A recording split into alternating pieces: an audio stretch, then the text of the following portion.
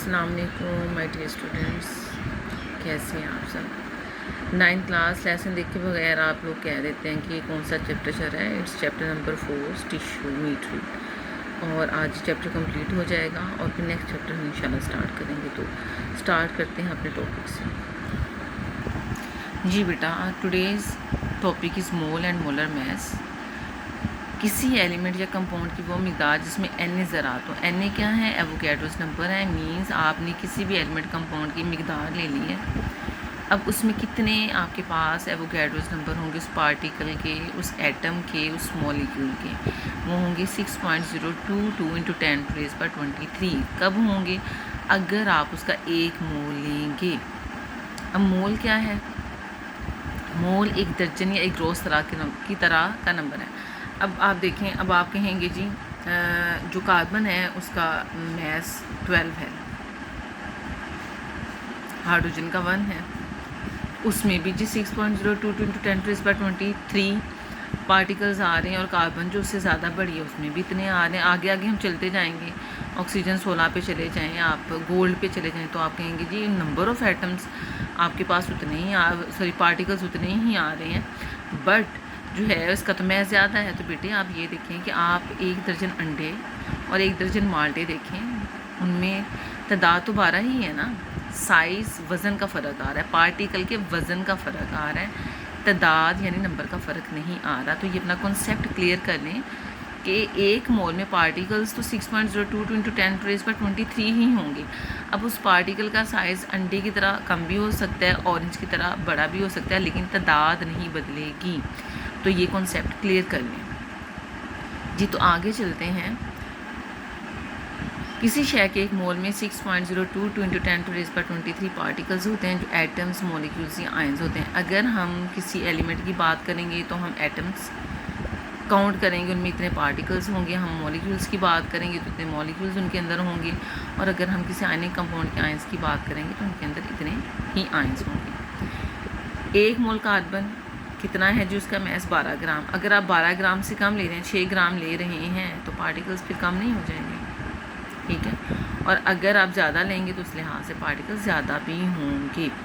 एक मोल ऑक्सीजन में मॉलिक्यूल की बात हो रही है, तो मॉलिक्यूल्स को ही हम काउंट करेंगे। उसका मैस 32 ग्राम्स है, तो उसमें जो आपके पास वो पार्टिकल्स की तादाद आ जाएगी वो 6.022 × 10⁻23 मॉलिक्यूल्स आ रहे हैं बेटे।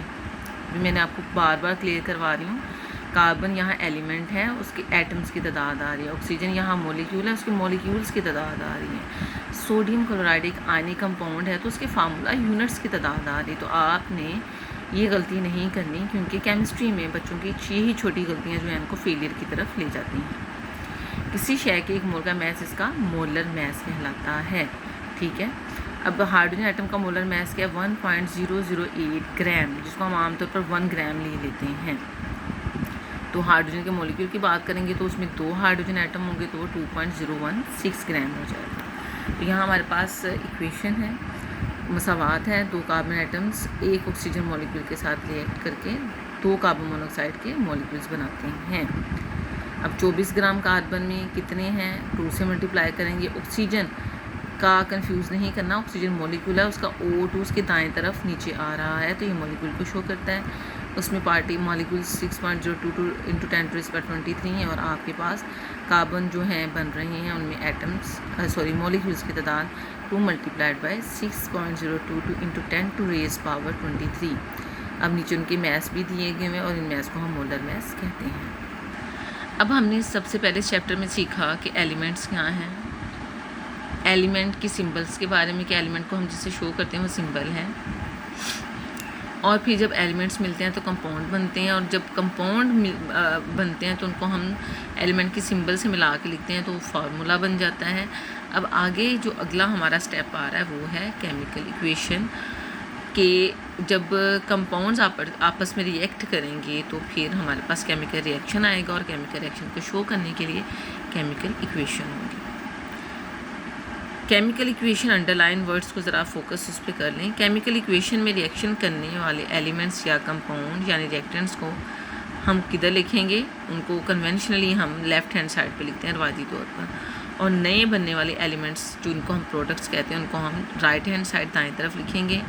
दोनों का रिएक्शन की सिमत शो करने के लिए हम तीर का निशान दिखाएंगे। तीर का जो सिरा होगा, सर होगा, एरो हेड होगा, वो प्रोडक्ट की तरफ जाएगा।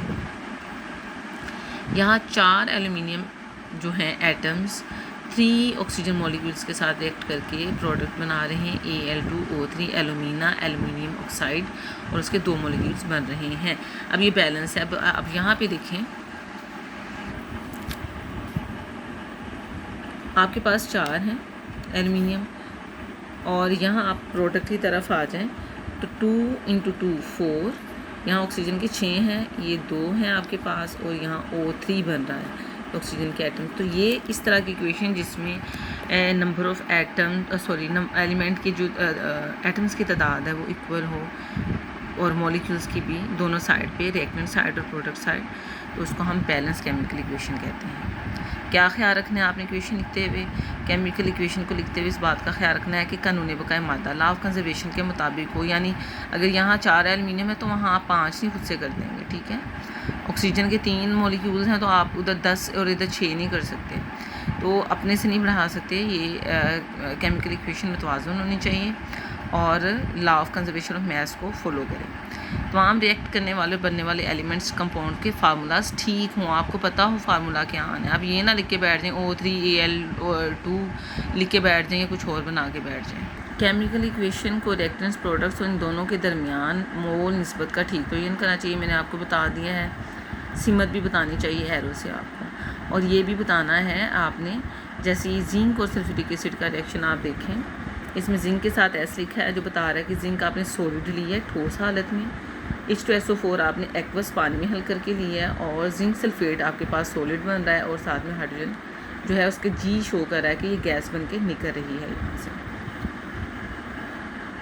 तो ये आपके पास जो है उन्होंने रिएक्शन दिखा दी। इसी तरह से अमोनिया गैस बन रही है आपके पास, नाइट्रोजन सॉलिड फॉर्म में है, हालांकि नाइट्रोजन भी गैस होती है लेकिन यहाँ सॉलिड फॉर्म में है, हाइड्रोजन गैशियस है, गैस फॉर्म में है, और आपके पास अमोनिया गैस फॉर्म में आ रही है। अब यहाँ 2 एरोज़ आ रही हैं, इसका मतलब है कि ये रिएक्शन रिवर्सिबल है।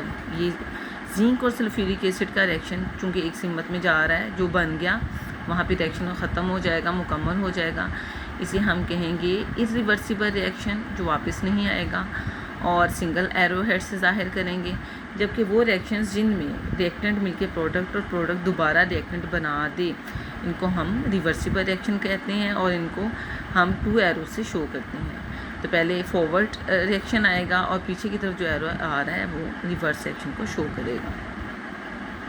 मिक़दारी मिसाइल को हल करने में इक्वेशन का इस्तेमाल लिखें, मतलब किस तरह से जो है आपने कोई रिएक्शन करना है। आप माशाल्लाह से जब केमिस्ट बनेंगे और किसी लैब में काम करेंगे, या आप किसी फार्मास्यूटिकल में या किसी भी इंडस्ट्री, सीमेंट इंडस्ट्री या पोली फाइबर्स बनती हैं वहाँ पर, या पेंट्स बनते हैं वहाँ पर करेंगे, तो आप किस तरह से फाइंड आउट करेंगे कि हमें ये प्रोडक्ट चाहिए, इतनी चाहिए, और उसके लिए हमें कितने रिएक्टेंट्स चाहिए। तो उसके लिए फिर आप इक्वेशन का इस्तेमाल करके जो है वो कैलकुलेशंस करेंगे। जैसे ये कैल्शियम कार्बोनेट है, ACl है, तो वो कितने ग्राम्स, अगर हम 100 ग्राम लेते हैं कैल्शियम कार्बोनेट और ACl 73 ग्राम्स लेते हैं, तो 11 ग्राम हमारे पास कैल्शियम क्लोराइड आ रहा है। तो हम देखेंगे कि हमें कितनी प्रोडक्ट रिक्वायर्ड है, उस लिहाज से हम रिएक्टेंट लेंगे। तो स्टूडेंट्स, आपका ये चैप्टर आज कंप्लीट हो रहा है, इसे अच्छे से याद कर लें, और इसका इंशाल्लाह टेस्ट लिया जाएगा, और हम जो है नेक्स्ट चैप्टर स्टार्ट करेंगे सुबह इंशाल्लाह। और जितना भी आपका सिलेबस होगा वेल प्रिपेयर्ड होके आइएगा, आपके आते ही एग्ज़ाम होंगे। सी यू टुमारो इंशाल्लाह। अल्लाह हाफिज़।